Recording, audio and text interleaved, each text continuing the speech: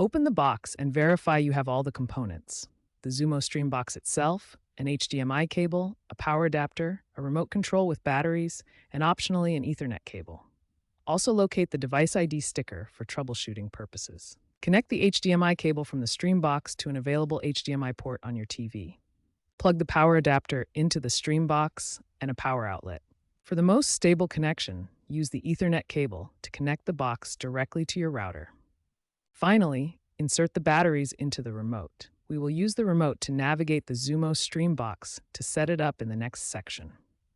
Power on your TV and select the HDMI input you connected the Xumo Stream box to. The box should boot up and guide you through the activation process. You'll be prompted to connect to Wi-Fi if you didn't use Ethernet.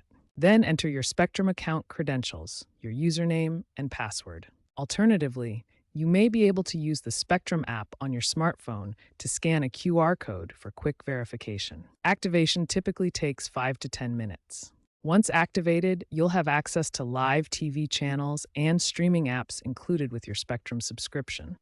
If you experience any issues, try rebooting the device by holding the power button for 10 seconds. For specific support, make sure to check compatibility with your Spectrum plan via spectrum.com.